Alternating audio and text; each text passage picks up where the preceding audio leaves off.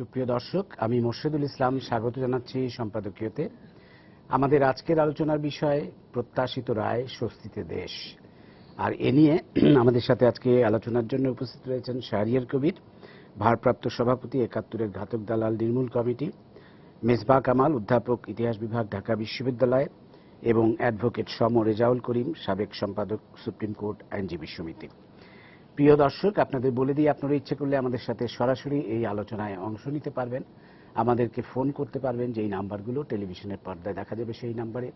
এছাড়া আপনারা ফেসবুক অথবা SMS এর মাধ্যমেও আপনাদের মন্তব্য পাঠাতে পারেন। তো আমরা আলোচনায় যাবার আগে একটু দেখে নেব এই মুহূর্তের সর্বশেষ শিরোনামগুলো। মানবতা বিরোধী অপরাধের দায়ে বিএনপি নেতা সালাউদ্দিন কাদের চৌধুরীর আপিলের রায়ে ফাঁসি বহাল, রাষ্ট্রপক্ষের সন্তোষ, রিভিউ আবেদন করবে আসামিপক্ষ, দেশে বিদেশে আনন্দ উল্লাস। সালাউদ্দিন কাদের চৌধুরী ন্যায় বিচার পাননি, এই রায়ে বিএনপি মর্মাহত, দলের আনুষ্ঠানিক প্রতিক্রিয়া। ঐতিহাসিক এ রায়ে কলঙ্কমুক্ত হচ্ছে দেশ, বলছে আওয়ামী লীগ। নদীতে অবৈধ ঘের নির্মাণকারীদের বিরুদ্ধে কঠোর হুঁশিয়ারি প্রধানমন্ত্রীর, মাছের উৎপাদন বাড়াতে নদী আর খালের স্বাভাবিক প্রবাহ নিশ্চিত করার নির্দেশ। আবারও সক্রিয় হচ্ছে বিভিন্ন জঙ্গি সংগঠন, নেতৃত্বে পলাতক আসামিরা। তৎপরতা বন্ধে সদস্যদের নেটওয়ার্কিং ধ্বংসের পরামর্শ নিরাপত্তা বিশ্লেষকদের।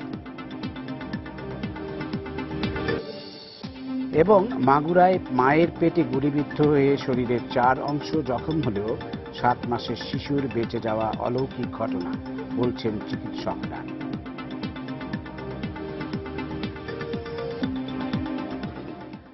আমরা এবার চলে আসব আমাদের আজকের আলোচনায়।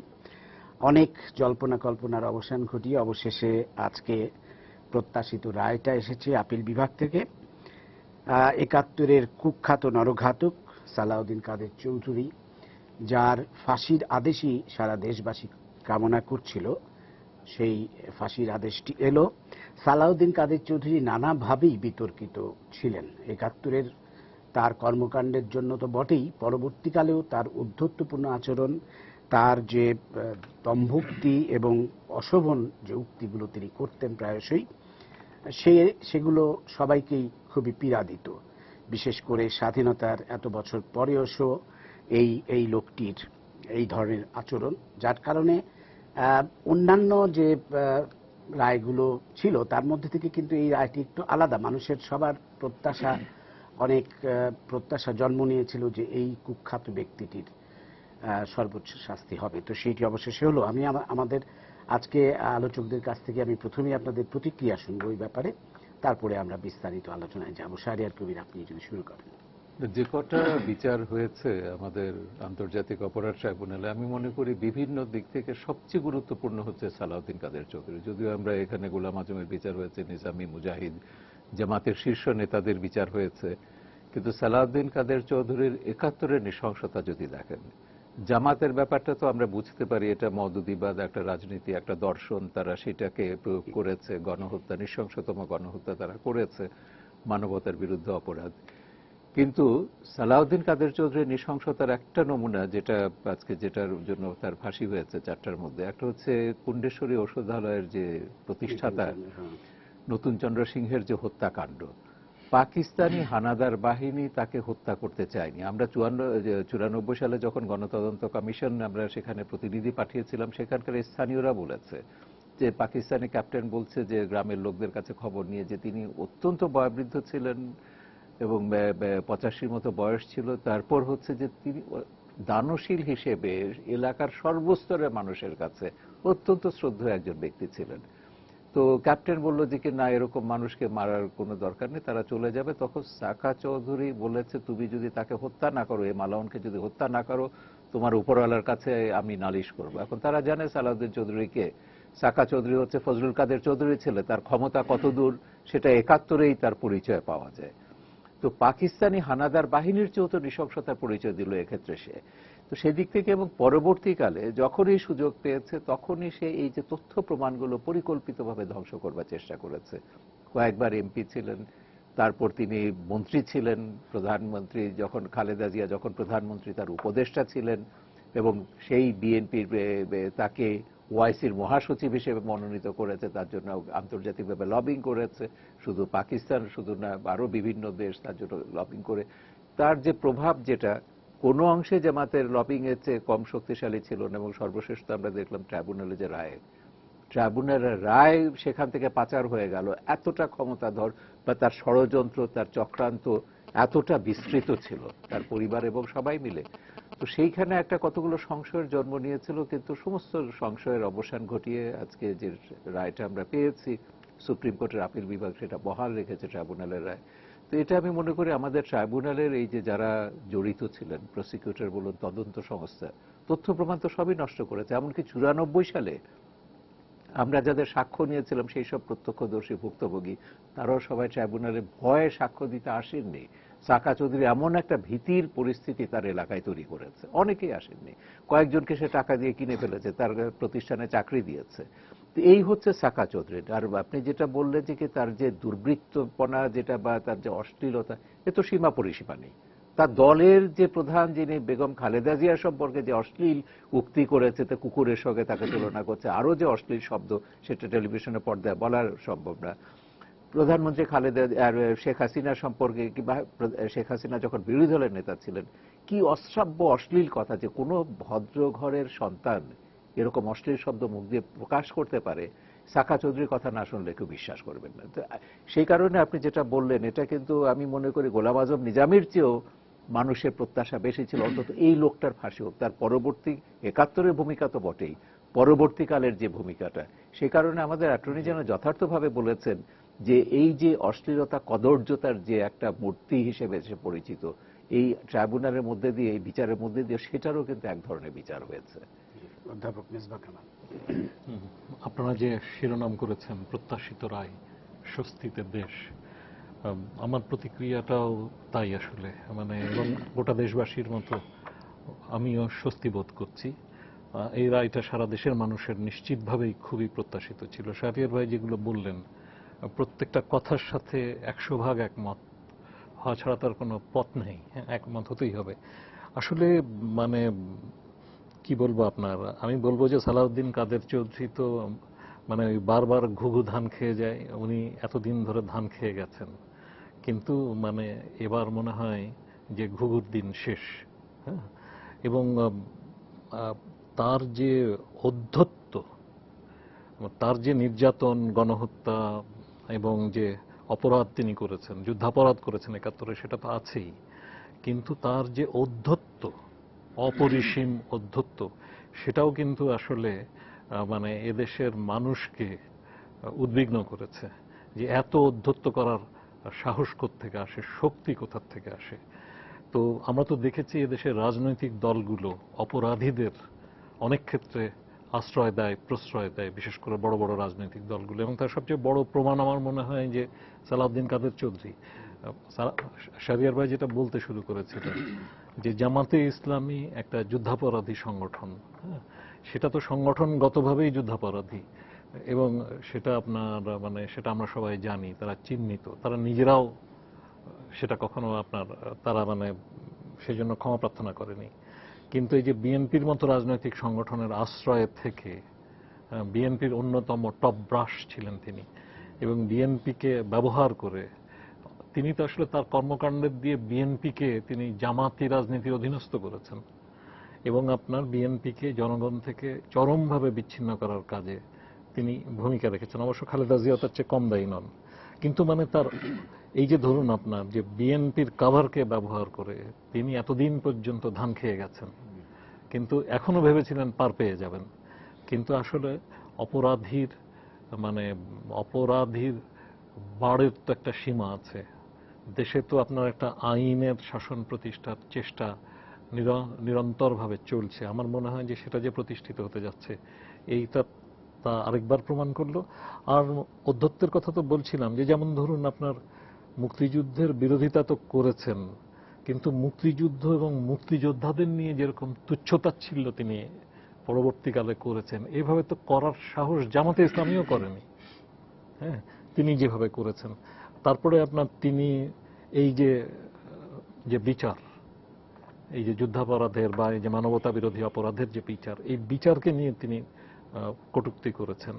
তারপর তিনি শাহরিয়ার ভাই যেটা বললেন যে প্রধানমন্ত্রী শেখ হাসিনাকে নিয়ে তিনি যেভাবে কটূক্তি করেছেন, তার নিজের দলের নেত্রী খালেদা জিয়াকে নিয়ে তিনি যেভাবে কটূক্তি করেছেন, এগুলো তাকে মানে আপনার তার যে চরিত্র, হ্যাঁ, এবং তার যে অধ্যত্ব, সেটাকে গোটা দেশবাসীকে স্তম্ভিত করে দিয়েছে। এবং আপনার ধরুন আরেকটা তো উদাহরণ আমার মনে হয় যেখানে বলতে হয়, যে জাতীয়তাবাদী ছাত্র দলের নেতা নিটোল, যে আপনার মানে দলের ভেতরে সমালোচনা করেছিল এবং এই জন্য তাকে তিনি বাড়িতে ডেকে পাঠিয়েছিলেন এবং বাড়ির গেট থেকে বেরোনোর সময় তাকে গুলি করে হত্যা করেছেন। তো কতটা নৃশংস যে তার নিজের দলের সাথে যুক্ত যে ছাত্র সংগঠন, তার চট্টগ্রামের নেতা নিটল, তাকে পর্যন্ত মানে নৃশংসভাবে হত্যার শিকার হতে হয়েছে। তো এইভাবে আপনার মানে নৃশংসতার, ৭১-এর নৃশংসতার কথা তো শাহরিয়ার ভাই বললেনই। কাজে সব দিক থেকে আমার কাছে মনে হয় যে এইরকম অপরাধীর বিচার মানুষের খুবই প্রত্যাশিত ছিল এবং সর্বোচ্চ শাস্তি প্রত্যাশিত ছিল।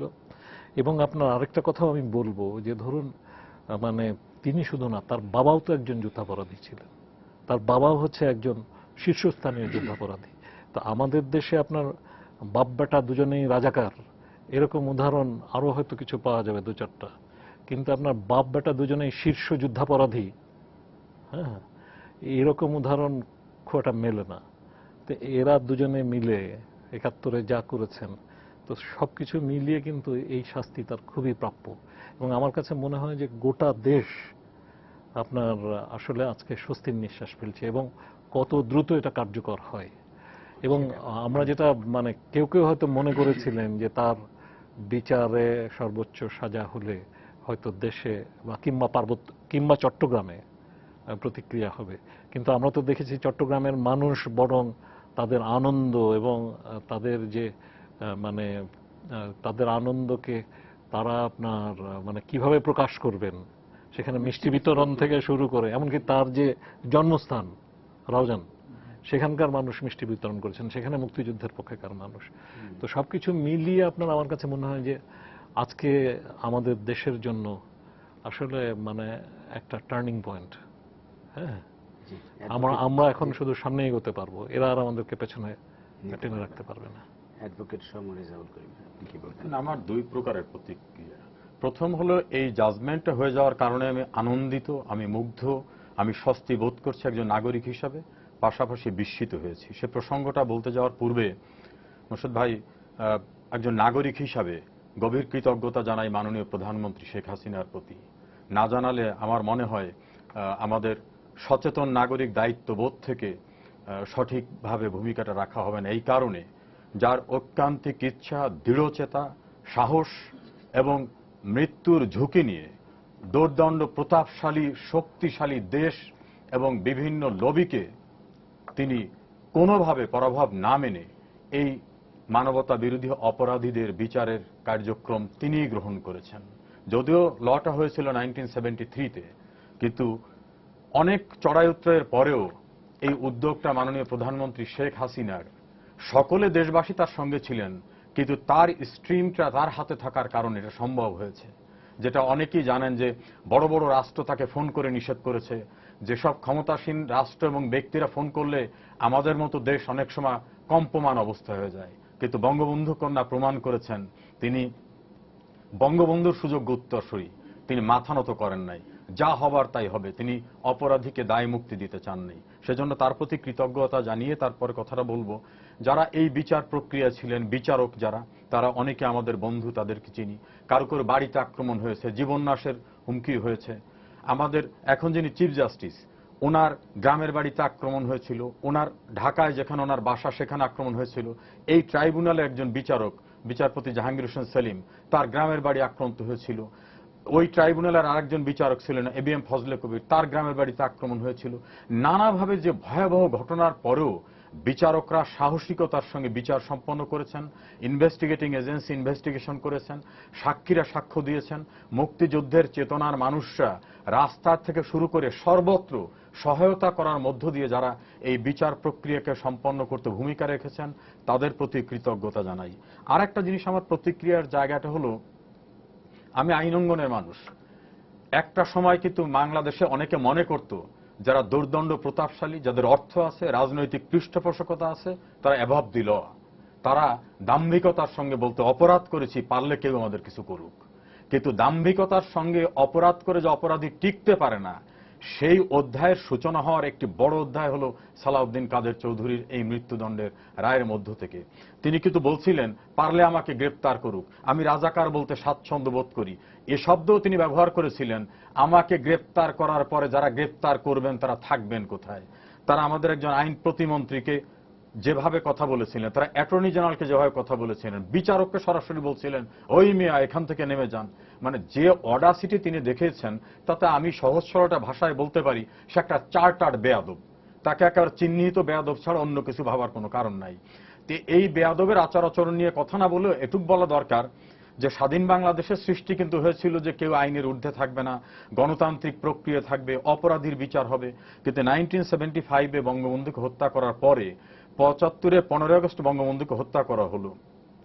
আর 31শে ডিসেম্বর কিন্তু এই যুদ্ধকালীন সময় যারা অপরাধ করেছিল তাদেরকে একসঙ্গে জেলখানা থেকে সবাইকে বের করে দেওয়া হলো। তারপরে বঙ্গবন্ধুর খুনিদেরকে ইন্ডেমনিটি দেওয়া হলো। এরপর ইন্ডেমনিটি চলতে থাকলো। শেখ হাসিনা রাষ্ট্র ক্ষমতা আসার পর বললেন যে না, এভাবে একটি রাষ্ট্র চলতে পারে না, কেউ আইনের ঊর্ধ্বে না। বঙ্গবন্ধুর খুনিরাও কিন্তু বলতো যে খুন করেছি, পারলে আমাদের কিছু করুক। তাদের কিন্তু হাড় মাংস আজকে মাটির সঙ্গে মিশে গেছে। এই মানবতা বিরোধী অপরাধ, যুদ্ধ অপরাধের যারা ব্যক্তি, এরাই তো শুধু অপরাধী না, এদেরকে রাষ্ট্রীয় পৃষ্ঠপোষকতা দিয়ে রাজনৈতিকভাবে পুনর্বাসন করে রাষ্ট্র ক্ষমতায় বসিয়ে যারা এই ঘটনা সৃষ্টি করেছে, আমি তো মনে করি তারাও জাতির কাছে অপরাধী। সেই অপরাধীদের বিচারের পর্যায়টা কিন্তু আমরা যাচ্ছি। সেই জন্য আমি বলছি যে আমার প্রতিক্রিয়া হলো, কেউই আইনের ঊর্ধ্বে না, সেটা সূচিত হলো। দাম্ভিকতা করে টিকে থাকা যায় না, সেটা সূচিত হলো। এবং আইনের শাসনের প্রিকন্ডিশন হচ্ছে অপরাধ করবেন আপনার বিচার হবে না তা না, অবশ্যই অপরাধ হতে হবে, তিনি যেই হন না কেন তার বিচার হতে হবে। সাকা চৌধুরীর ক্ষেত্রে কিন্তু 100 কোটি টাকার উপরে রাষ্ট্রীয় টাকা ব্যয় করে তাকে ওআইসিতে বাংলাদেশ পক্ষ থেকে মহাসচিব পদে নির্বাচন করার জন্য পাঠানো হয়েছিল। তাকে গ্রেপ্তার করার পরে কিছু কিছু পত্রিকা এবং কিছু কিছু টেলিভিশনে বলছিল যে মিডল ইস্ট রাষ্ট্র খেপে গেলে বাংলাদেশ টিকতে পারবে না, সকলকে ফেরত পাঠাবে। প্রধানমন্ত্রী কিন্তু একটা প্রেস ব্রিফিং এ বলছিলেন, আমার দেশের আইনে আমি বিচার করব, বাইরের থেকে কে করবে সেটির উপর ভর করে শেখ হাসিনা রাষ্ট্রযন্ত্র পরিচালনা করবে না। এটা এই কারণে বললাম যে শত শত কোটি টাকা ব্যয় করে মিডল ইস্ট লবিকে, ইন্টারন্যাশনাল লবিকে ম্যানেজ করার পরেও সালাউদ্দিন কাদের চৌধুরীর বিচার সম্পন্ন করার মধ্য থেকে একটা জিনিস এস্টাবলিশড হলো যে মুক্তিযুদ্ধের চেতনায় বিশ্বাসী সরকার যদি থাকে, মুক্তিযুদ্ধের আদর্শের সরকার যদি থাকে, তাহলে কোনোভাবেই কোনো অপরাধী রক্ষা পেতে পারে না। যেমন ভাবে রক্ষা পেতে পারে নাই এই ওয়ার ক্রাইমের সঙ্গে যারা জড়িত, যেমন ভাবে রক্ষা পেতে পারে নাই জাতীয় চার নেতা হত্যার সঙ্গে যারা জড়িত, যেমন ভাবে রক্ষা পেতে পারে নাই বঙ্গবন্ধু হত্যার সঙ্গে যারা জড়িত। আমি মনে করি আইনের শাসনের পথ উন্মুক্ত হওয়ার জন্য যে দিগন্তটা উন্মোচন করার দরকার ছিল, সালাউদ্দিন কাদের চৌধুরীর মতো প্রভাবশালী আর্থিক, রাজনৈতিক, ইন্টারন্যাশনাল বলয় যার আছে, সেইটার জায়গা থেকে আমরা বেরিয়ে আসছি। আর যেটা আমি হতাশার কথা বললাম সেটা হলো বাংলাদেশের একটি বড় রাজনৈতিক দল আজকে তাদের মুখপাত্র আসাদুজ্জামান রিপন তিনি বলছেন বিএনপি মর্মাহত, সালাউদ্দিন কাদের চৌধুরী ন্যায় বিচার পাননি।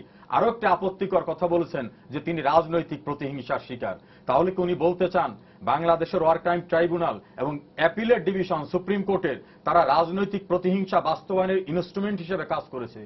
এবং খারাপ জিনিসটা হলো কি, একটা সরকারি কর্মচারীর বিরুদ্ধে একটি মামলা হলে কিন্তু তাকে সাসপেন্ড করা হয়, মামলার ফাইনাল ডিসিশনের পরে ডিসমিস অথবা সাসপেনশন উইথড্র করা হয়। এই সালাউদ্দিন কাদের চৌধুরীর মৃত্যুদণ্ডাদেশ হওয়ার পরও বিএনপি তাকে স্ট্যান্ডিং কমিটি থেকে সাময়িক সময়ের জন্য বিরত করে নাই। অ্যাপিলেট ডিভিশন জাজমেন্ট দেওয়ার পরও বিএনপি তাকে স্ট্যান্ডিং কমিটির সদস্য পদে বহাল রেখেছে। অর্থাৎ তারা মনে করে সর্বোচ্চ আদালতও যদি কেউ খুনি মনে করে তাকে রায় দেয়, বিএনপি মনে করে আমরা তাকে উন করব। এই বিএনপি খুনের রাজনীতি শুরু করেছিল সালাউদ্দিন চৌধুরীর ঘটনায়। তারা নতুন করে আবার জাতিকে দেখালো যে সর্বোচ্চ আদালত মৃত্যুদণ্ড দেওয়ার পরেও এবং কি অপরাধে, ঘৃণিত অপরাধে, তার মধ্যে 4টি ডেথ এলিগেশন এস্টাবলিশড হয়েছে, প্রুভ হয়েছে, অ্যাপিলেট ডিভিশন অ্যাকসেপ্ট করেছে। 17টি চার্জের মধ্যে 18টি চার্জের মধ্যে 17টি অ্যাপিলেট ডিভিশন অ্যাপ্রুভ করেছে। তারপরও বিএনপি বলে সে ন্যায় বিচার পায় নাই, প্রতিহিংসা। তাহলে এই বিএনপিকে দেয়া জাতি, বা আমি একজন নাগরিক হিসেবে যদি মনে করি এই বিএনপি আমার জাতিকে কি দেবে, আমি একজন নাগরিক হিসেবে যদি মনে করি আগামীতে তারা রাষ্ট্রযন্ত্রে ক্ষমতায় আসতে চায়, তাহলে কি এই জাতীয় খুনিদেরকে পুনর্বাসনের জন্য তারা রাষ্ট্রে আসবে? যে খুনি বাংলাদেশের অভ্যুদয় চায়নি, যে খুনি মানুষ খুন করেছে, যে খুনি স্বাধীন বাংলাদেশ পৃথিবীর বুকে দাঁড়াক এটা চায় নাই, শুধু ওই সময় না, তার স্টেটমেন্ট দেওয়ার সময় সে বলছে আমি বাংলাদেশি কনসেপ্টে বিশ্বাস করি না, আমি বাঙালিতে বিশ্বাস করি না, আমি চাটগাইয়া। অর্থাৎ বাংলাদেশের কনসেপ্টকে মৃত্যুর আগের জাজমেন্ট হওয়ার পূর্ব পর্যন্ত যে বিশ্বাস করেনি বিএনপি, তাকে ওন করছে। সেই জায়গায় আমার হতাশা যে এই দলটিকে নিয়ে অনেকে টক শোতে এসে নানা রকম ইনিয়ে বিনিয়ে কিভাবে তাদের ডিফেন্ড করা যাবে এই জাতীয় কথা বলেন, সেই জায়গায় আমার একটা হতাশা। তবে আনন্দের কথাটা হলো ওই সব ব্যক্তিরা ইতিহাসের আস্থা করে নিক্ষিপ্ত হবে। সেটাই আজকের দিন আমার মনে হয় যে ইতিহাস কাউকে ক্ষমা করে না। অনেক দিন পরে হলো বিচারের মুখোমুখি হওয়ার মধ্য দিয়ে আমাদের আইনের শাসনের পথ সুপ্রশস্ত হলো। ধন্যবাদ। আমাদের সাথে একজন দর্শক আছেন টেলিফোনে, আমরা ফোনটা নিয়ে নিই। প্রিয় দর্শক, আপনার পরিচয়টা দিয়ে প্রশ্নটা করুন। হ্যালো। জি বলুন। হ্যালো, শুনতে পাচ্ছেন? জি বলুন। আমি একজন সরকারি কর্মকর্তা। আমি সালাউদ্দিন আমি জনাব সদ্য শাহরিয়ার কবির এবং রিনাউন্ড অ্যাডভোকেট আপনার জাকারিয়া আছেন, ওনাদের দুজনের কাছে বলতে চাই, নূতন চন্দ্র সিংহ হত্যা মামলার একমাত্র আই উইটনেস আমার শ্বশুর ছিলেন, প্রিন্সিপাল গোপাল দাস। আচ্ছা। এবং আমি সরকারি চাকরি করার পরে আমাকে 27 জায়গা, আমি স্যারকে অসংখ্যবার বলেছি, 2 বার সাসপেন্ড করা হয়েছে। সাক্ষী উড্ডু দেওয়ার জন্য আমাকে সরকারি কর্মকর্তারা হুমকি দিয়েছেন, আমি নাম প্রকাশও করতে পারি। কিন্তু এখন আমার 2 কন্যা সন্তান আমাকে ঢাকা থেকে বলেছিলেন ট্রাইব্যুনাল যে তুমি ঢাকায় থাকবে সাক্ষী দেওয়ার সময়। তারপরের থেকে 27 জায়গা বদলি হয়ে আমি আজকে হিলিতে আসি, এবং আমার থেকে অযোগ্য লোকদেরকে, ম্যাট্রিক পাস লোকদের, আমি 2টা এমএসসি করছি, আমাকে প্রমোশন না দিয়ে আমি জিএমবি বলছি, আমার ওয়াইফ তখন হসপিটালে গ্রিন লাইনে, আমাকে জিএমবি দিয়ে গাড়িতে অ্যাক্সিডেন্ট করানো হয়, এবং তার জন্য আমাকে শোকজ করে আজকে 1 বছরের স্থগিতাদেশ দিয়েছেন আমার বেতন ইনক্রিমেন্ট। তা আমরা কি এদেশ থেকে চলে যাব না আমাদেরকে বাঁচতে দেবেন? আমরা সাক্ষী দিয়ে কি অপরাধটা করেছি আমরা বিনয়ের সাথে জানতে চাই।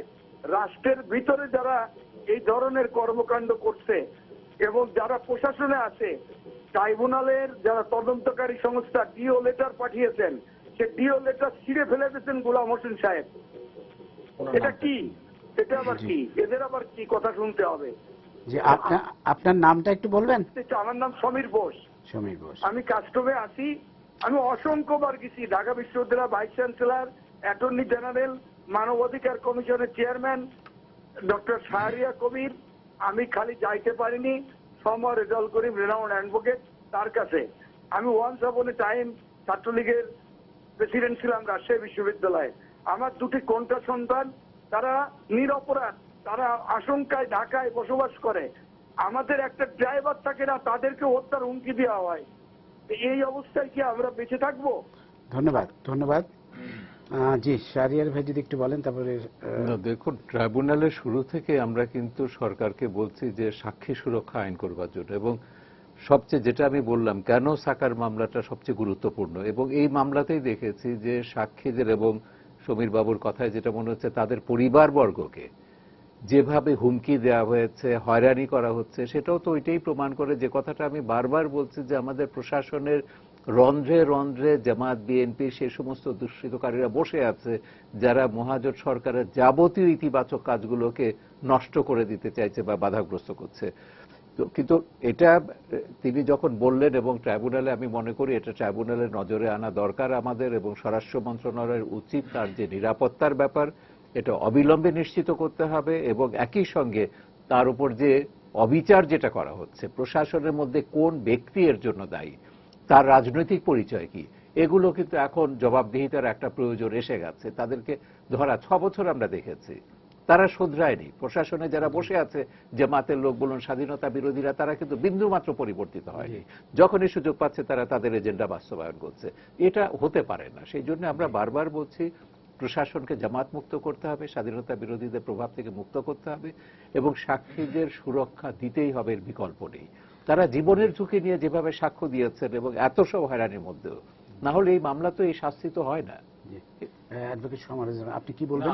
উনি তো বোস, আপনার উদ্দেশ্যে আমি বলছি, আপনি দেশ ছেড়ে চলে যাওয়ার কোনো কারণ নেই। আপনার যে বিষয়টা আমাদের দৃষ্টিতে আসলো, আমি ব্যক্তিগতভাবে দায়িত্ব নিয়ে বলছি, আমি সরকারের সর্বোচ্চ পর্যায়ে এই বিষয়টা আনার চেষ্টা করব, যাতে এই হয়রানির হাত থেকে আপনি রক্ষা পান, আপনার নিরাপত্তা নিশ্চিত হয়।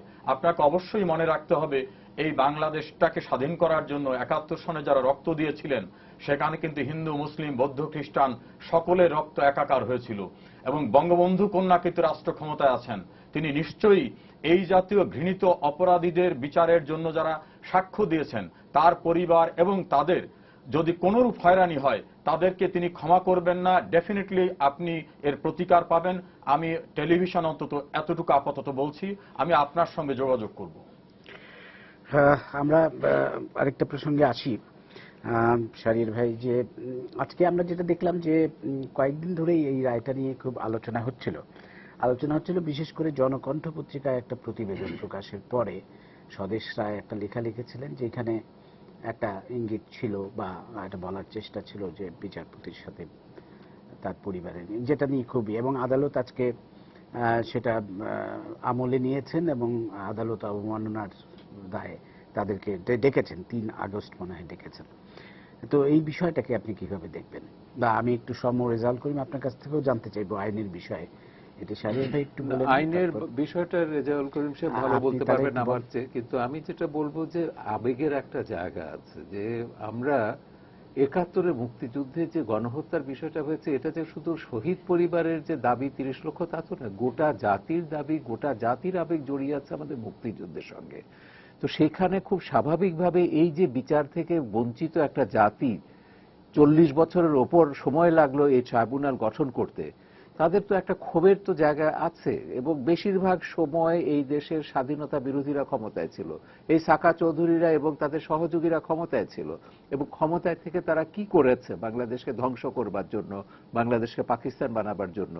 তো সেখান থেকে মুক্তিযুদ্ধের পক্ষের শক্তির এই ক্ষোভটা কিন্তু খুব জেনুইন, এটাকে অস্বীকার করা যায় না। জনকণ্ঠের প্রতিবেদনে বা অন্যদেরও এই ক্ষোভটাই কিন্তু প্রতিফলিত হয়েছে, যে আমরা আগেও যেটা সাকার যে ক্ষমতা দেখেছি, দম্ভ দেখেছি, যে ট্রাইব্যুনালের রায় সে পাচার করে নিয়ে এসছে, এটা তো সাকার সেই ক্ষমতা আছে, তার পেছনে আইএসআই আছে, বিভিন্ন আন্তর্জাতিক সংস্থা কাজ করছে। সেই জন্য একটা উদ্বেগ শুধু শহীদ পরিবার নয়, তরুণ প্রজন্মের মধ্যে আমরা দেখেছি, জনকণ্ঠে সেটাই প্রতিফলিত হয়েছে।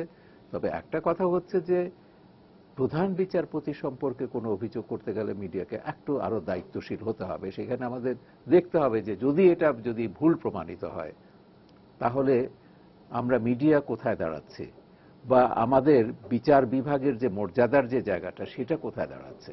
বিচার বিভাগ তো আমাদের শেষ আশ্রয়স্থল, সেটা কোনোভাবে বিতর্কিত হোক, এটা আমাদের চাইতে পারি না। কিন্তু ওই যেটা বললাম, আমাদের তো ঘর পোড়া গরু, আমরা তো সাইদির বিচারের ক্ষেত্রে দেখেছি ট্রাইব্যুনালের রায় সেখানে অন্যরকম হয়ে গেছে, এবং সেখানে একটা কথা কিন্তু আমরা সব সময় বলেছি। এবং আজকে দেখলাম আমাদের মুক্তিযুদ্ধ মন্ত্রীও, মুক্তিযুদ্ধ মন্ত্রণালয়ের যে মন্ত্রী, তিনিও একটা কথা বলেছেন, আমাদের সেমিনারেও বলেছেন, যে বিচার হচ্ছে গণহত্যার।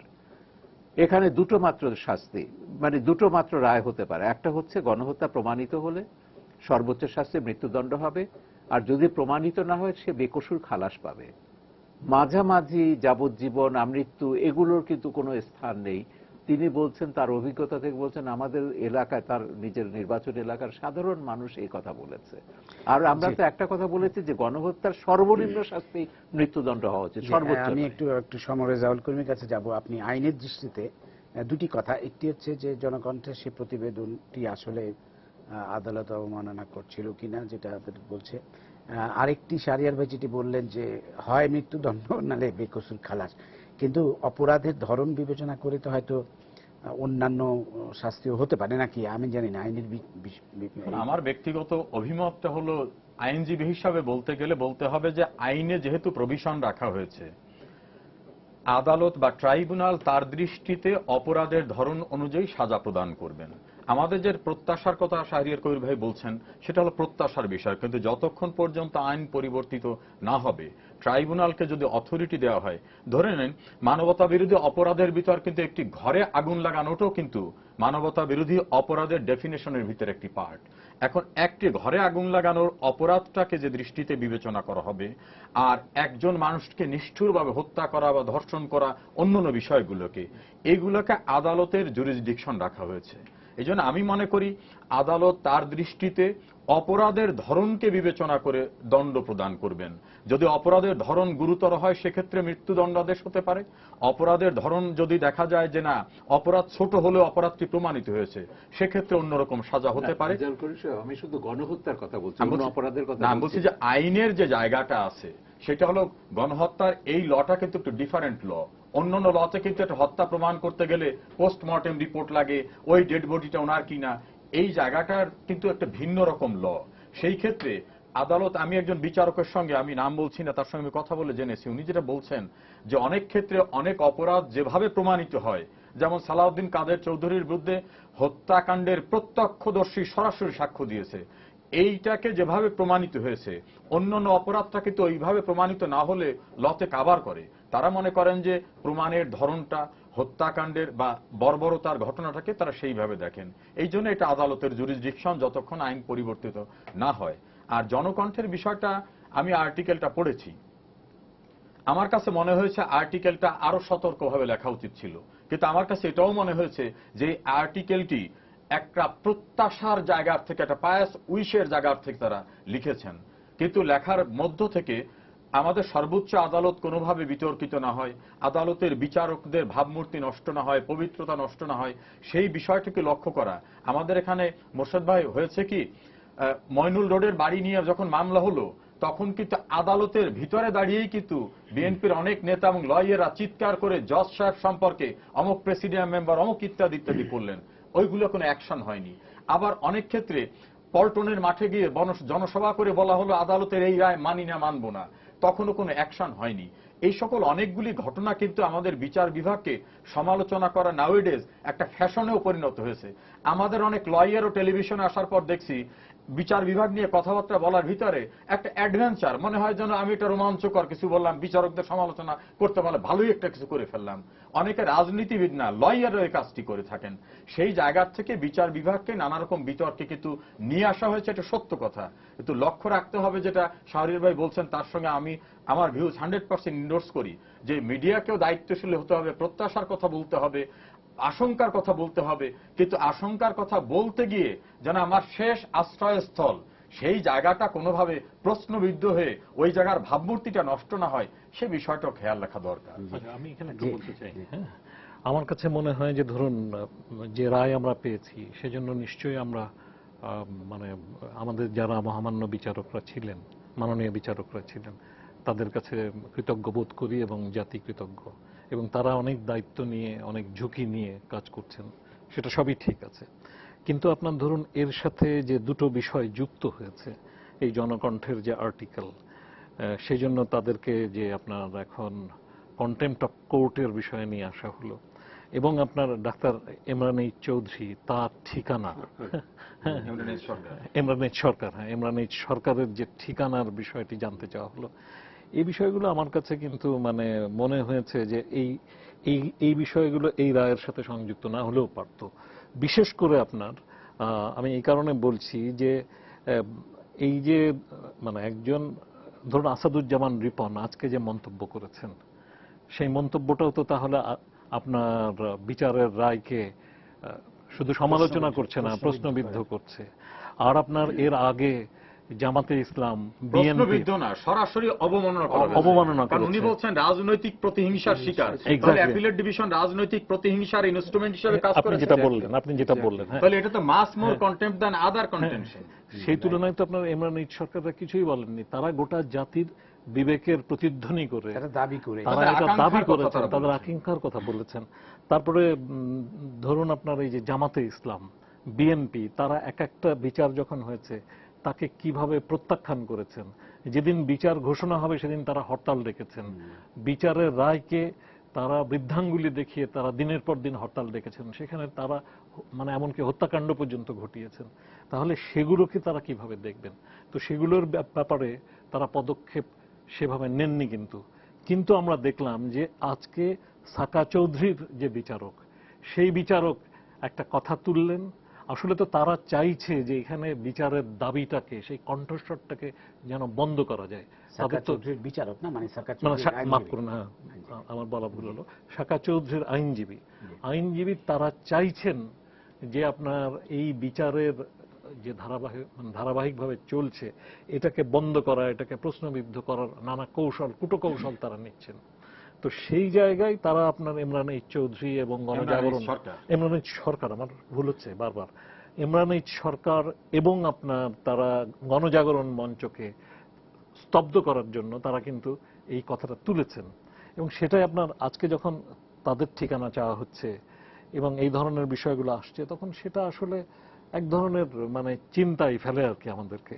তো আমি মনে করি যে মানে আদালত নিশ্চয়ই বিষয়গুলো বিবেচনা করবেন এবং আমি ইমরান এইচ সরকাররা এবং গণজাগরণ মঞ্চ যে কাজটা করছেন সেটা তারা গোটা জাতির পক্ষে একটা দায়িত্ব পালন করছেন এবং এটা দ্বারা আমি মনে করি তাদের সে অধিকার আছে, একজন নাগরিক হিসেবে আমি সেটা মনে করি। আরেকটি বিষয় শাহরিয়ার ভাই যদি আসি, সেটা হচ্ছে যে আজকে বিএনপির যে প্রতিক্রিয়া, একটা আনুষ্ঠানিক প্রতিক্রিয়া বিএনপি দেখিয়েছে বটে, কিন্তু কোনো কর্মসূচি দেয়নি বিএনপি। আরেকটি হচ্ছে যে এমনকি আমরা দেখলাম যে চট্টগ্রামের মতো জায়গায় সাকা চৌধুরী যেখানে তুমুল আধিপত্য, আমরা দেখেছি এর আগে তাকে অ্যারেস্ট করার পরেই কি লঙ্কাকাণ্ড ঘটিয়ে ফেলেছে অনেক সময়, তাই না? এইরকম একটা অবস্থা, সেখানেও কিন্তু একদম চুপচাপ, কোনো কিছুই হয়নি। আরেকটি বিষয় যে জামাতে ইসলাম কিন্তু কোনো প্রতিক্রিয়া জানায়নি।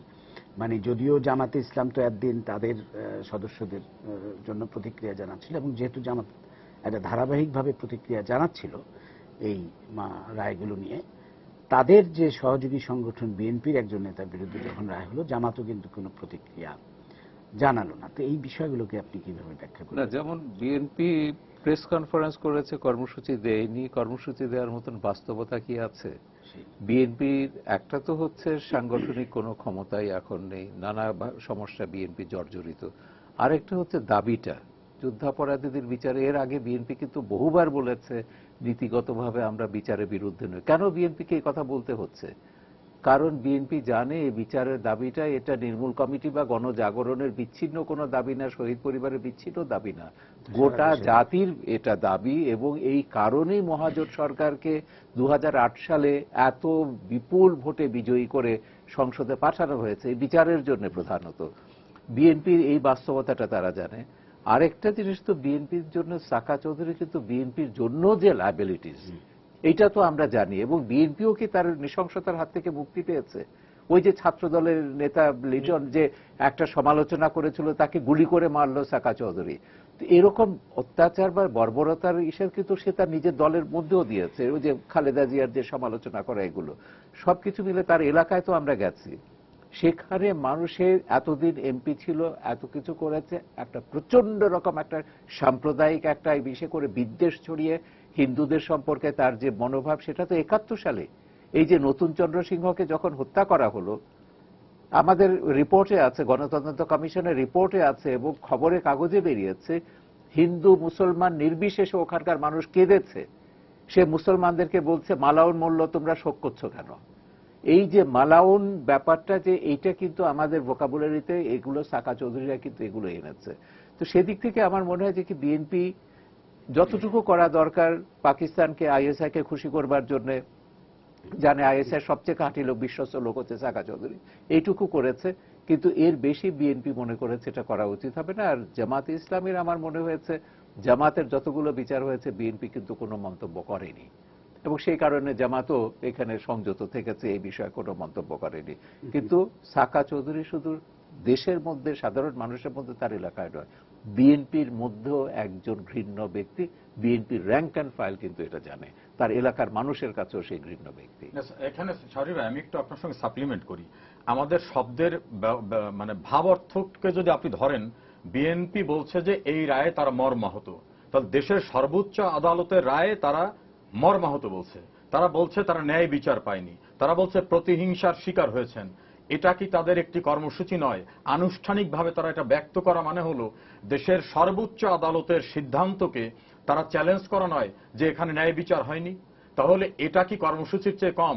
তারা শুধু যদি জামাতের মতো কর্মসূচি দিয়ে হরতাল ডাকতো, আমি মনে করি তাতে যে কর্মসূচি হতো, সুস্থ মস্তিষ্কে তাদের মুখপাত্র যে কথাগুলি বলেছে ন্যায় বিচার পাননি, তার দল মর্মাহত, রাজনৈতিক প্রতিহিংসার শিকার, তাহলে বলতে হবে হোল জুডিশিয়ারিকে তারা কিন্তু চ্যালেঞ্জ করেছে থ্রু দেয়ার রিয়াকশন। এটাকে আমি মনে করি এটা তাদের রাস্তায় হরতাল ডাকার চেয়ে বড় একটি কর্মসূচি তারা দিয়েছে, যে আমরা জুডিশিয়ারিকে মানি না। আর আমাদের আর্টিকেল 112 কিন্তু বলছে অ্যাপিলেট ডিভিশনের যে জাজমেন্ট হলো সেই জাজমেন্ট সকলের জন্য বাধ্যকর। বিএনপিটা না জানার কথা না, তাদের অনেক নামি দামি ব্যারিস্টার আছে। আপনার মনে আছে বঙ্গবন্ধু হত্যা মামলার জাজমেন্ট হয়ে যাওয়ার পরে প্রেসের সঙ্গে দেখা হয়, মওদুদ সাহেবকে জিজ্ঞাসা করা হয়েছিল যে আপনার রিয়াকশন কি। ব্যারিস্টার মওদুদ আহমেদ, আমি তাকে সালাম জানাই, তিনি বলছিলেন যে যে কোনো অপরাধের বিচার হওয়া দরকার, আমার বইতে লিখেছি, আমি মনে করি বিচারের মধ্য থেকে আইনের শাসন আসলো। পরের দিনই বিএনপির মিটিং এ তাকে বলা হলো তোমাকে কে অথরিটি দিয়েছে এই রিয়াকশন ব্যক্ত করার? এরপরে যখন 2-3টে টেলিভিশন তার চেম্বারে গেলেন, উনি বললেন আমি আর কোনো মন্তব্য করব না, করার যা দল থেকে করবে। বিএনপি কিন্তু বড় বড় অপরাধের বিষয়ে বিচার হলে যে রিয়াকশনটা দেয়, বঙ্গবন্ধু হত্যাকাণ্ডে বিচারের পরে মন্তব্য করেন নাই, আর এই ক্ষেত্রে মন্তব্য করে বিচারকে চ্যালেঞ্জ করলেন।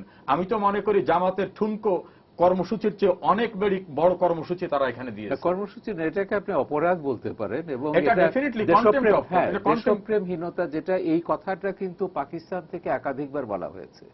পাকিস্তানে জামাতে ইসলামী বা পাকিস্তানে যারা আইএসআই যারা লোক, তারা কিন্তু বলেছে এই বিচার হচ্ছে রাজনৈতিক প্রতিহিংসা চলে, যে সাধারণভাবে বলেছে। কাদের মোল্লার এবং পরে তারা বলেছে না, সেটাকে বিএনপি প্রতিফলিত করে আবারও প্রমাণ করেছে যে পাকিস্তানের খবরের কাগজে যেটা বেরিয়েছিল আইএসআই এজেন্ট হিসেবে বিএনপি কাজ করছে, বিএনপি সেটাই প্রমাণ করলো তাদের এই বক্তব্যের ভিতর দিয়ে। না, আমি আসলে অপেক্ষা করছি যে সালাউদ্দিন কাদের চৌধুরীর এই রায়ের পরে পাকিস্তানের তরফ থেকে কি প্রতিক্রিয়াটা আসে এটা দেখার জন্য। এবং মানে এর আগে তো আমরা দেখেছি, তাই না, মানে আমাদের এখানে যখন যুদ্ধাপরাধীদের বিচার হয়েছে কিংবা তার সর্বোচ্চ সাজা হয়েছে, তখন সেখান থেকে যে মানে তাদের পার্লামেন্টে তাদের মন্ত্রী বাইরে গিয়ে তাদের পার্লামেন্টে তাদের মন্ত্রীর তরফ থেকে যেভাবে বক্তব্য এসছে, সেখানকার জামাতে ইসলামের পক্ষ থেকে যে বক্তব্যগুলো এসছে সেগুলো আমরা দেখেছি। তো এগুলো তো প্রমাণ করে যে এগুলো সব পাকিস্তানের অনুচররা হ্যাঁ এখানে আছে এবং তারা পাকিস্তানের পক্ষে কাজ করছে, এবং তাদের বিরুদ্ধে ব্যবস্থা হলে তাদের দুঃখে প্রাণ ফেটে যায়। তো পাকিস্তানি বংশধররা এখানে আছে, তারা করে, তো সেটা প্রমাণ হয়। তো আমি একটু অপেক্ষা করছি সালাউদ্দিন কাদের চৌধুরীর জন্য কি হয়। তবে আমার আরেকটা মানে খারাপ লাগার দিক আছে, সেটা হচ্ছে যে এরকম অপরাধীদের জন্য আমাদেরকে আবার রিভিউয়ের মধ্যে দিয়ে যেতে হবে, আবার রাষ্ট্রপতির ক্ষমা সুযোগের মধ্যে দিয়ে যেতে হবে। সেদিক থেকে আমি এটা বলছি যে ধরুন একটা দীর্ঘমেয়াদী বিচার গেছে, তারপরে যে আপিলে কতদিন সময় গেল, তারপরে আবার রিভিউ করার সুযোগ দিচ্ছে আমরা, পূর্ণাঙ্গ রায় লিখতে সময় যাবে ইত্যাদি বিষয়গুলো। এখন এদেশের মানুষ কিন্তু এই যে আপনার আপিলের যে রায়, এর দ্রুত বাস্তবায়ন দেখতে চাই। জি, আমি সেই প্রশ্নেই আসবো। অ্যাডভোকেট সমর আবারও আপনি আইনজ্ঞ হিসেবেই আমাদের একটু জানাবেন যে এই যে আবার রিভিউ এবং পূর্ণাঙ্গ রায় প্রকাশের 15 দিনের মধ্যে রিভিউ করতে পারবে, তো পূর্ণাঙ্গ রায় কবে প্রকাশ পাবে? আমাদের সেই লাস্ট যে রায় হলো আপনার মুজাহিদের পূর্ণাঙ্গ রায় তো মনে এখনো প্রকাশিত হয়নি, যে রিভিউ করবে এবার পূর্ণাঙ্গ রায় এখনো প্রকাশিত। এখানে মোর্শেদ ভাই, আমি একটা বাস্তব চিত্রটা আপনাকে বলি। আমাদের অ্যাপিলেট ডিভিশনের যে কজন বিচারক, 2টি বেঞ্চ আছে। অ্যাপিলেট ডিভিশনের বিচারকরা সকাল 8টার মধ্যে তাদের কোর্ট প্রিমিসিস আসতে হয়, 9টায় কোর্ট শুরু হয়ে যায়, অর্থাৎ 9টা তাদের এজলাসে বসতে হয়। 9টার থেকে তারা কোর্ট আওয়ারটা শেষ করার পরে কোন বিচারকের কিন্তু আলাদা রেসপন্সিবিলিটিস থাকে, চেম্বার জজ যেটা বলে। চেম্বার জজ শেষ করার পরে আবার কোন বিচারক আছে জুডিশিয়াল সার্ভিস কমিশনের চেয়ারম্যান, সেখানে তাদের যেতে হয়। সব শেষ করার পরে তারা কিন্তু তাদের প্রেয়ার বা খাওয়াটা অনেক সময় শেষ হয় না, এরপর কিন্তু তাকে ডিকটেশন দিতে বসতে হয়। এই ডিকটেশনটা শেষ করার পরে আগের দিনের যে ইন্টারলোকেটরি অর্ডার থাকে সেগুলোকে তাকে রেডি করতে হয়, অর্থাৎ ওটাকে বের করার জন্য। একজন বিচারকের ঘাড়ে এত বেশি মামলা আছে। আমাদের কোন কোন দিন কিন্তু অ্যাপিলেট ডিভিশন 100 মামলার উপরে মামলা ডিসপোজ আপ করতেছে এখন জাস্টিস এস কে সিনহা আসার পরে। এই 100 মামলাকে কিন্তু শুধুমাত্র কোর্টে অর্ডার দিয়ে শেষ করা যায় না। আমি একজন বিচারকের সঙ্গে কথা বলেছি গতকাল, তার চেম্বার অন্যটা ব্যাপারে গেছিলাম। তিনি বলছেন সারা রাতও যদি জেগে থাকি তাতেও কাজ শেষ হয় না। আর অ্যাপিলেট ডিভিশনে এই জাতীয় জাজমেন্টটি কিন্তু শুধুমাত্র বাংলাদেশের ভিতর সীমাবদ্ধ থাকে না। এই জাজমেন্টের কপি কিন্তু ইন্টারন্যাশনাল কমিউনিটির কাছে যায়, যে জাজমেন্টটি ইন অ্যাকর্ডেন্স উইথ ল হয়েছে, জাজমেন্টের বেসিস আছে কিনা, ল সাপোর্ট করে কিনা, ম্যাটেরিয়ালস আছে কিনা, ওদের আমাদের দেশের কনস্টিটিউশনাল যে ডিকটামটা সেটা রিফ্লেক্ট হয়েছে কিনা। কোন কোন জাজমেন্ট কিন্তু 1000 পৃষ্ঠার উপরে হয়। ফলে এই জাজমেন্টটা দেওয়ার জন্য কোনো বিচারক কিন্তু 5 দিনের ছুটি পান না, যে এই 5 দিন শুধুমাত্র আমি এই জাজমেন্টটা তৈরি করব। তাকে কিন্তু অবসরের যে সময়টুকু শুধু অতটুকু সময়ের ভিতরে অংশগ্রহণ করতে হয়, আবার তাকে বিচার কার্যে যেতে হয়। এই জন্য বিচারকদের পক্ষ থেকে আমি আইন অঙ্গনের মানুষ হিসেবে আমার অভিজ্ঞতার আলোকে বলছি, সেখান থেকে কিন্তু ন্যূনতম কোনো বিলম্ব হয় না। একজন হিউম্যান বিং, সে কিন্তু মানুষ, কম্পিউটার না। তার পক্ষে যতটা দ্রুত সম্ভব সেভাবে কিন্তু বিচারের রায় তৈরি হচ্ছে। এটা যদি একটা জমিজমার মামলা হয়তো, অর্ডিনারি মার্ডার কেস হতো, তার 10 পৃষ্ঠা রায় হতো। এই রায়টি ইন্টারন্যাশনাল কমিউনিটি এক্সামিন করবে, এটার দ্বারা বাংলাদেশের জুডিশিয়ারি স্ট্যান্ডার্ডকে বিবেচনা করবে। আবার ওনারা যে বিভিন্ন জায়গায় লবিস্ট নিয়োগ করে বলছেন এটা কোনো বিচার না, কিচ্ছু না, জোর করে জবই দিচ্ছে, সেই যেটা যে হচ্ছে না সেটাকে ওই জাজমেন্টের মধ্য থেকে রিফ্লেকশন আসতে হবে। এই কারণে জাজমেন্ট একটু সময় লাগে, তবে আমার বিশ্বাস এই জাজমেন্ট কোনো দীর্ঘসূত্রিতায় যাবে না। আমি আশাবাদী যে খুব শিগগিরই এই জাজমেন্টের মূল কপি আমরা পেয়ে যাব, ওনরাও পেয়ে যাবেন। যাওয়ার পর ওনরা 15 দিনের ভিতরে রিভিউ করবেন। আর রিভিউ যে জিনিসটা হয়, যতগুলো রিভিউ ওনরা করেছেন, রিভিউ হয় কোশ্চেন্স অফ ল যদি কোথাও থাকে। ওনরা একটা পয়েন্ট কিন্তু রেইজ করেছিলেন সালাউদ্দিন কাদের চৌধুরীর মামলায়, বলছিলেন যে পেপারটা দেখেই বলা হচ্ছে যে ফজলুল কাদের চৌধুরী এখানে অ্যাক্সিডেন্ট করেছিল, ওই পেপারটা ফটোকপিটা সঠিক না। কারণ ওদের এলিবাইটাই ছিল যে সালাউদ্দিন কাদের চৌধুরী ওই সময় বিদেশে ছিলেন। অ্যাটর্নি জেনারেল বাংলা একাডেমি থেকে মূল পেপারটা নিয়ে দেখিয়ে দিলেন, দেখুন পেপার। তখন চিফ জাস্টিস আবার ওনাদের লয় কেবল আপনারা দেখেন, ওনারা দেখার পর আর ওনাদের জবাব নাই। কাজে ল পয়েন্টের বাইরে গিয়ে ফ্যাক্টস কিন্তু রিভিউতে কোনো সাবজেক্ট না। আর ল পয়েন্ট ওনাদের যা কিছু বলার সেটা বলেছেন। আমি মনে করি এটা দীর্ঘসূত্রিতা হবে না। সেই জন্য রেজাল্ট হয়, মানে আমরা যেটা দাবি করছিলাম, বিশেষ করে 71-এর ঘাতক দালাল নির্মূল কমিটি এবং জনসমাজের অনেক অংশ থেকে যে দাবিটা করা হচ্ছে, সেটা হচ্ছে যে এই যে আজকে আপিল আদালতে যে যুদ্ধাপরাধের বিচার বা এই যে আন্তর্জাতিক অপরাধের যে মামলাগুলো, অ্যাপিলগুলো যাচ্ছে, সেগুলো আপনার নিষ্পত্তির জন্য একটা বিশেষ আপিল বেঞ্চ গঠন করা যায় কিনা, আমি আপনার কোশ্চেনের রিপ্লাইতে বলি ডেফিনেটলি। কারণ গোটা জাতির অস্তিত্বের সঙ্গে যেটা জড়িত, আমাদের অভ্যুদয়ের সঙ্গে জড়িত, ঘৃণিত মানবতা বিরোধী অপরাধীদের বিচার, সেই ক্ষেত্রে আমি মনে করি যে অ্যাপিলেট ডিভিশনের প্রয়োজনে আমাদের প্রভিশন কিন্তু আছে, হাইকোর্ট ডিভিশন থেকেও প্রয়োজনে অস্থায়ী ভিত্তিতে বিচারক অ্যাপিলেট ডিভিশনে নেওয়া যায়, অস্থায়ী ভিত্তিতে ফর টাইম বিং। সেখানে একটা স্পেশাল বেঞ্চ করে শুধুমাত্র এই জাতীয় জঘন্যতম অপরাধের বিচারের জন্য একটি বেঞ্চ হতে পারে। আর একজন লোকের কথা না বললে মনে হয় বিবেকের জায়গা অসম্পূর্ণ থাকবে। Justice HM. শামসুদ্দিন চৌধুরী, তিনি যখন এই বিচার প্রক্রিয়ার সঙ্গে একটা ঘটনায় সম্পৃক্ত ছিলেন, তাকে তো কফিনের কাপড়ই পাঠানো হয়েছিল, দেশের বাইরে তাকে আক্রমণ করা হয়েছিল, কিন্তু তিনি এতটা কমিটেড মানুষ, তিনি স্ট্রেট বলেছিলেন সর্বোচ্চ হতে পারে কি আমার মৃত্যু হতে পারে, মেরে ফেলতে পারে, কিন্তু আমি যে দেশের নাগরিক, ওই দেশটা স্বাধীন না হলে আমি বিচারক হতে পারতাম না, বিচারক হয়ে অপরাধীদের বিচার করবো না, তা তো হয় না। এটা এই কারণে বললাম যে সরকারকে উদ্যোগ নিতে হবে প্রয়োজন বোধে। আমরা সমস্যারে বলতে চাই সরকারের যারা কর্তা ব্যক্তি আছেন তাদের উদ্দেশ্যে, যে প্রয়োজনে মাননীয় প্রধান বিচারপতিকে বলা হোক যে একটা স্পেশাল বেঞ্চ করার জন্য প্রয়োজন বোধে হাইকোর্ট ডিভিশন থেকে সিনিয়র মোস্ট জাজদের নিয়ে একটা বেঞ্চ করা হোক ফর টাইমিং। এটার বিচার শেষ হবে, আবার অ্যাজ ইউজুয়াল কোর্সে বিচার চলবে। এই বিচারটি যদি ঝুলিয়ে রাখা হয়, আমরা কি দেখছি, কখন কি পরিবর্তিত পরিস্থিতি হবে জানি না। সংশয়ের কথাটা বলি, আমরা অনেক সময় দেখেছি অপরাধীদের বিচারের জন্য জেলে নেওয়া হয়, রাজনৈতিক পরিস্থিতির পরিবর্তন হলে তাদের বের করে দেওয়া হয়। তারা তো বিচারের মুখোমুখি হন না, তাদের যারা গ্রেপ্তার করেছিল তাদেরকে বিচার করেন, তাদেরকে খুন করেন। এই অভিজ্ঞতা তো বাংলাদেশে আমাদের রয়েছে। হ্যাঁ, সেই জন্যই আমাদের আশা যে এটা কাল বিলম্ব না করে এই